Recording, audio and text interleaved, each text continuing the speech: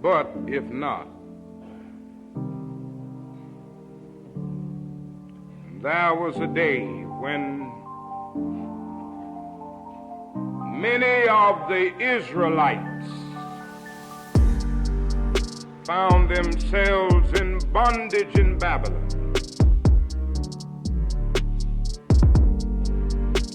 There was a king of Babylon by the name of Nebuchadnezzar. You read about him a good deal in the book of Daniel, and it stands as an epic that will remain stenciled on the mental sheets of unfolding generations. Nebuchadnezzar was a mighty king, and when he ruled, and when he issued an order, he meant business. Nebuchadnezzar issued an order. He made a golden image, and his order was that everybody under the reign of his kingship had to bow before that golden image and worship it. Now, those of you who read the Bible remember that story.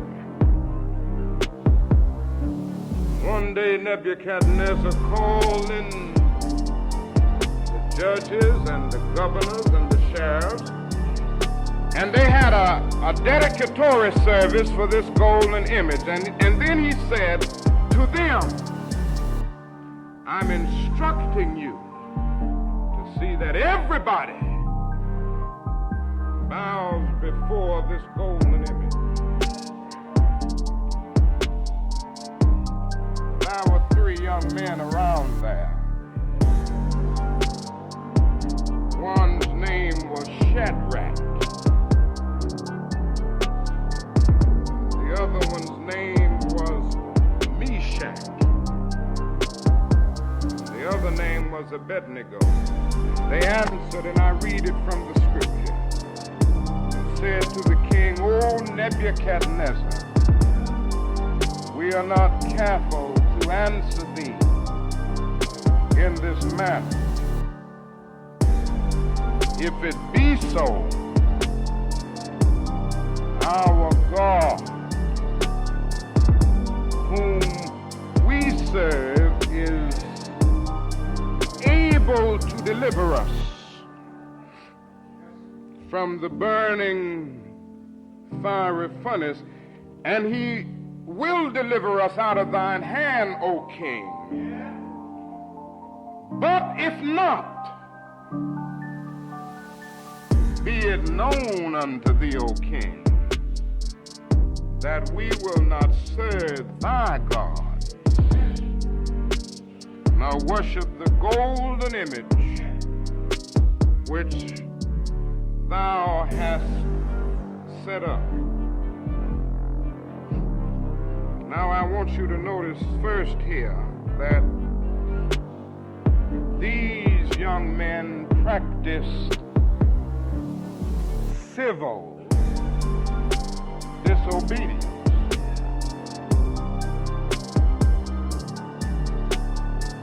Civil disobedience is the refusal to abide by an order of the government or of the state or even of the court that your conscience tells you is unjust. Civil disobedience is based on a commitment to conscience. In other words, one who practices civil disobedience is obedient to what he considers a higher law. And there comes a time moral man can obey a law which his conscience tells him is unjust. And I tell you this morning, my friends, that history has moved on. Great moments will often come forth because there were those individuals in every age and every generation who were willing to say, I will be obedient to a higher law. These men were saying, I must be disobedient to a king in order to be obedient to the king. And those people who so often criticize those of us who come to those moments when we must practice civil disobedience never remember that even right here in America, in order to get free from the oppression and the colonialism of the British Empire, our nation practiced civil disobedience. For what represented civil disobedience more than the Boston Tea Party? Never forget that everything that Hitler did in Germany was legal. It was legal to do everything that Hitler did to the Jews. It was a law in Germany that Hitler issued himself that it was wrong and illegal to aid and comfort a Jew in Hitler's Germany. But I tell you, if I had lived in Hitler's Germany with my attitude, I would have openly broken that law. I would have practiced civil disobedience.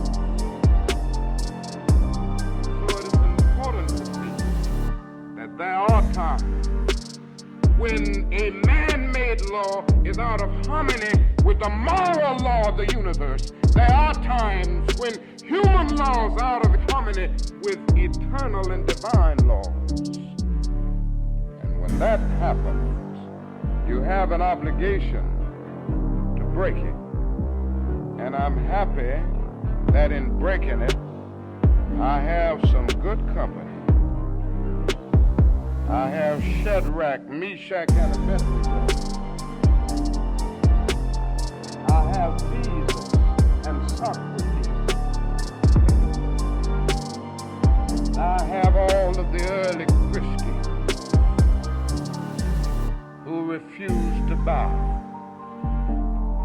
Now the second interesting point is that these men never doubted God and his power. As they did what they did, they made it very clear that they knew that God had the power to spare them. They said that to the king. Now we know that the God that we worship is able to deliver us. And that grew out of their experience. They had known God. They had experienced God in nature. They knew God as the Creator. And then they had seen God in history. Make it plain.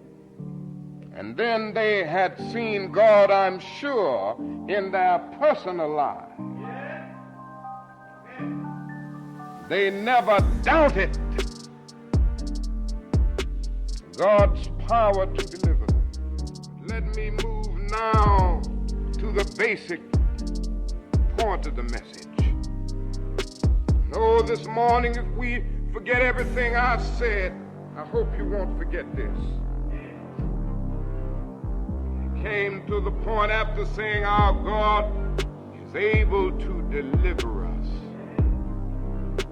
from the burning fiery furnace. But if he doesn't deliver us, we still are not going to bow. But if not, do you get that? These men were saying that our faith is so deep that we found something so dear and so precious that nothing can turn us away from it. Our God is able to deliver us, but if not, this simply means, my friends, that the ultimate test of one's faith is his ability to say, but if not. You see, there is what you may call an if faith, and there is a though faith.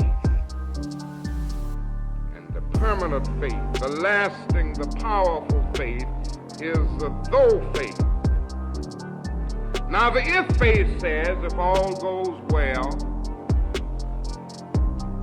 if life is hopeful, prosperous and happy, if I don't have to go to jail, if I don't have to face the agonies and burdens of life, if I'm not ever called bad names because of taking a stand that I feel that I must take, if none of these things happen, then I'll have faith in God and I'll be all right. That's the if faith. You know, a lot of people have the if faith. Jacob found himself in that dilemma once, and his faith was contingent on an if. And he said, now, if God will be with me,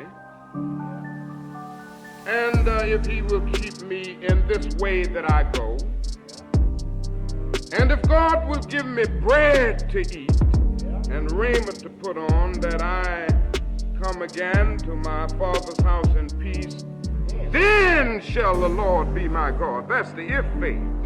Jacob hadn't quite gotten to the essence of religion. There is a though faith, though. And the though faith says, though things go wrong, though evil is temporarily triumphant,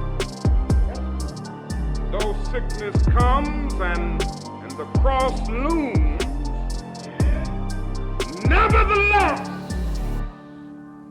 I'm going to believe anyway, and I'm going to have faith anyway. Though the waters thereof roar and be troubled, though the mountains shake with the swelling thereof, the Lord of hosts is with us. The God of Jacob is our refuge. And old Job got to that point, and he had a though faith. He looked out, and everything that he had been taken away from him. And even his wife said to him, now, what you ought to do, Brother Job, is to curse God and die.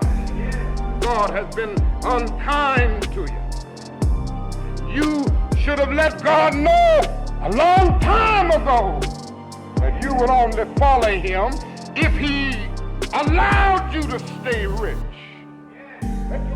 If he allowed your cattle to stay in place, you ought to curse him and die, Job, because he hadn't treated you right. But Job said, honey, I'm sorry, but my faith is deeper than that. Though he slay me, yet will I trust him. My faith is a though faith. This is the essence of life and religion. The question is whether you have an if faith or whether you have a though faith. You know what this says in substance, that ultimately religion is not a bargaining matter. A lot of people bargain with God. If you just let me avoid pain, God. If you allow me to be happy in all of its dimensions, if you don't allow any suffering to come, if you don't allow frustrating moments to come, then I'll be all right. I'll give you 1/10 of my income, and I'll go to church, and I'll have faith in you. Religion is not a bargaining experience. It's not a commercial relationship. And you know, no great experience exists in the bargaining atmosphere. Think of friendship. Think of love. And think of marriage. These things are not based on if. They are based on though. These great experiences are not based on a bargaining relationship, not an if faith, but a though faith. And I'm coming to my conclusion now. I want to say to you this morning, my friends, that somewhere along the way, you should discover something that's so dear, so precious to you, so eternally worthful that you will never give it up. You ought to discover something. You ought to have some great faith that grips you so much that you will never give it up. Somehow you go on and say, I know that the God that I worship is able to deliver me. But if not, I'm going on anyhow. I'm going to stand up for it anyway. What does this mean? It means in the final analysis, you do right not to avoid hell. You're doing right merely to keep from going to something that traditional theology has called hell. Then you ought to. If you do right merely to go to a condition that theologians have called heaven, you are doing right. You are doing right to avoid pain and to achieve happiness and pleasure, then you are doing right. Ultimately, you must do right because it's right to do right. You gotta say, but if not. You must love ultimately because it's lovely to love. You must be just because it's right to be just. You must be honest because it's right to be honest. This is what this text is saying more than anything else. And finally, you must do it because it has gripped you so much that you are willing to die for it if necessary. I say to you this morning, if you have never found something so dear and so precious to you that you will die for it, then you aren't fit to live. You may be 38 years old as I happen to be. One day, some great opportunity stands before you and calls upon you to stand up for some great principle, some great issue, some great cause. You refuse to do it because you are afraid. You refuse to do it because you want to live longer. You're afraid that you job, or you're afraid that you will be criticized, that you will lose your popularity. Are you afraid that somebody will stab you or shoot at you or bomb your house? So you refuse to take the stand. Well, you may go on and live until you are 90, but you are just as dead at 38 as you would be at 90. Cessation of breathing in your life is but the belated announcement of an earlier death of the spirit. You died when you refused to stand up for right. You died when you refused to stand up for truth. You died when you refused to stand up for justice. These boys stand before us today, and I thank God for it. For they had found something. Fiery furnace couldn't stop them from believing. They said, throw us into the fiery furnace.